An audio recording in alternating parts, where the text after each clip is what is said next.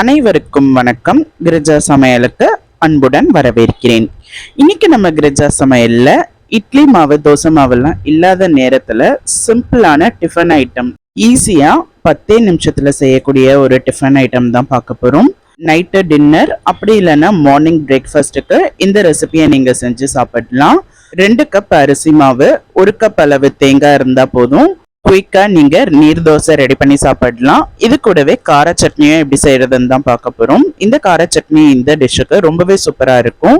இந்த ரெசிபி எப்படி செய்யறதுன்னு பாக்குறதுக்கு முன்னாடி கிரிஜா சமையல் நீங்க இன்னும் சப்ஸ்கிரைப் பண்ணலன்னா சப்ஸ்கிரைப் பண்ணிக்கோங்க. பக்கத்துல இருக்கிற பெல் ஐக்கான் பிரஸ் பண்ணிக்கோங்க. அப்பதான் நான் போடுற வீடியோ உங்களுக்கு உடனடியா வந்து சேரும். வாங்க நீர் தோசை கார சட்னி எப்படி செய்யறதுன்னு பார்க்கலாம். ஃபர்ஸ்ட் நீர் தோசை செய்யறதுக்கு அடுப்புல கடாய் வச்சுக்கோங்க. 2 கப் அளவுக்கு அரிசி மாவு சேர்த்துக்கோங்க.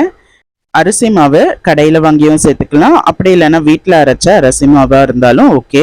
அரிசி மாவை சூடு ஏறுற அளவு 2-3 நிமிஷம் நல்லா வறுத்துக்கங்க. அரிசி மாவை வறுத்துட்டு நம்ம தோசை செய்யும் போது அந்த பச்சை ஸ்மெல்லாம் இல்லாமல் நல்ல ஸ்மெல் கொடுக்கும். அதுக்காக நம்ம ஒரு 2-3 நிமிஷம் சும்மா சூடு ஏறுற அளவு வறுத்துட்டா போதும்.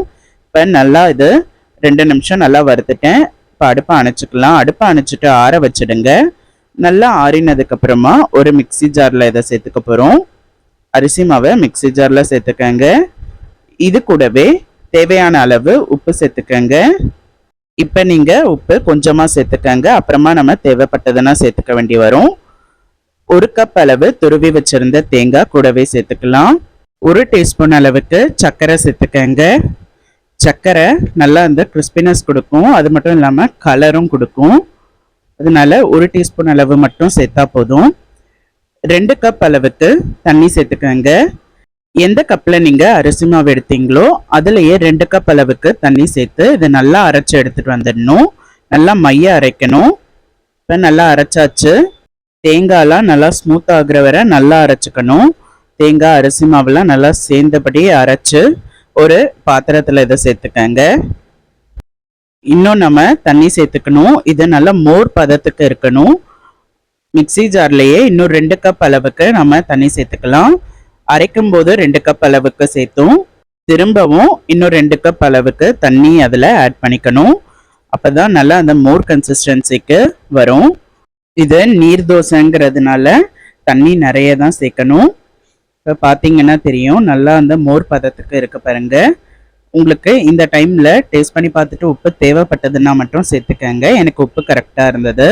அடுத்து கார சட்னி செய்கிறதுக்கு ஒரு மிக்சி ஜாரில் 15 காஞ்ச மிளகாய் சேர்த்துக்கங்க. இது நார்மலான காரம் இருக்கிற காஞ்ச மிளகாய் தான். உங்களுக்கு காஷ்மீரி மிளகாய் இருந்ததுன்னா அதை கூட நீங்கள் சேர்த்து செய்யலாம். கூடவே 3 மீடியம் சைஸ் வெங்காயம் கட் பண்ணி சேர்த்துக்கங்க. சட்னிக்கு கட் பண்ணுற மாதிரியே ரஃபாக கட் பண்ணி சேர்த்துக்கங்க. ஒரு சின்ன சைஸ் அளவுக்கு புளி, 10 பல் அளவு பூண்டு தோல் உரிச்சு அதையும் சேர்த்துக்கங்க. இது கூடவே உப்பு தேவையான அளவு சேர்த்துக்கங்க. சேர்த்து ஃபர்ஸ்ட் தண்ணி ஊற்றாம குறக்குறப்பா இதை அரைச்சி எடுத்துட்டு வந்துடணும். இப்போ தண்ணி ஊற்ற வேண்டாம். இது நல்லா குறக்குறப்பா இப்போ அரைச்சி எடுத்துட்டு வந்துடுங்க. பார்த்தீங்கன்னா இந்த மாதிரி குறக்குறப்பா இருக்கணும். அடுத்து இதில் 1 டீஸ்பூன் அளவுக்கு 1 டேபிள் ஸ்பூன் அளவுக்கு மட்டும் தண்ணி சேர்த்துக்கங்க. அதிகமாக சேர்த்துற வேண்டாம், ஏன்னா வெங்காயத்திலேயே ஈரப்பதம் இருக்கும். அதனால 1 டேபிள் ஸ்பூன் அளவுக்கு மட்டும் தண்ணி சேர்த்து இப்போ இதை ஸ்மூத்தாக அரைச்சி எடுத்துட்டு வந்துடுங்க. எந்த அளவு நல்லா ஃபைனாக அரைக்க முடியுமோ அந்த மாதிரி நல்லா மைய அரைச்சி எடுத்துட்டு வந்துடணும். இப்போ பார்த்தீங்கன்னா தெரியும், நல்லா இந்த மாதிரி இருக்கணும். இதை ஒரு பவுலில் மாற்றிக்கங்க. மாற்றிட்டு இதுக்கு நம்ம தாளிக்கிறதுக்கு ஒரு சின்ன கடாயை எடுத்துக்கங்க.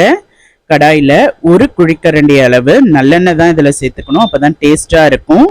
1 குழிக்கரண்டி அளவு மீடியம் சைஸ் குழிக்கரண்டி 1 குழிக்கரண்டி அளவு நல்லெண்ணெய் சேர்த்துக்கங்க.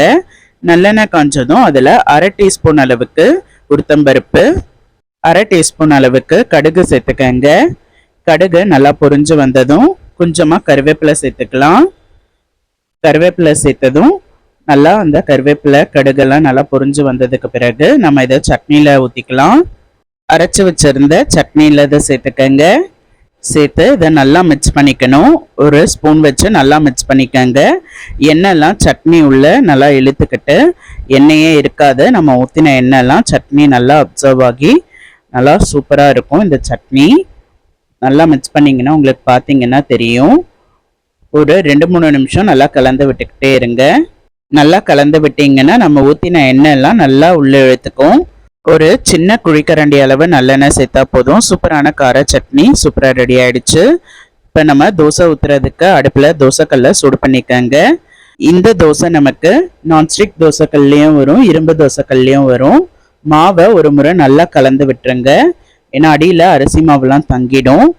சுற்றி கல் காஞ்சதும் சுற்றி பரவலாக ஊற்றிக்கங்க. நம்ம இந்த ரவா தோசைலாம் ஊற்றுவோம்ல அந்த மாதிரி சுற்றி பரவலாக ஊற்றிக்கணும். இதை ஒரு பக்கமாக இருந்து ஊற்றக்கூடாது, பரவலாக சுற்றி எல்லா இடத்துலையும் ஊற்றிக்கங்க.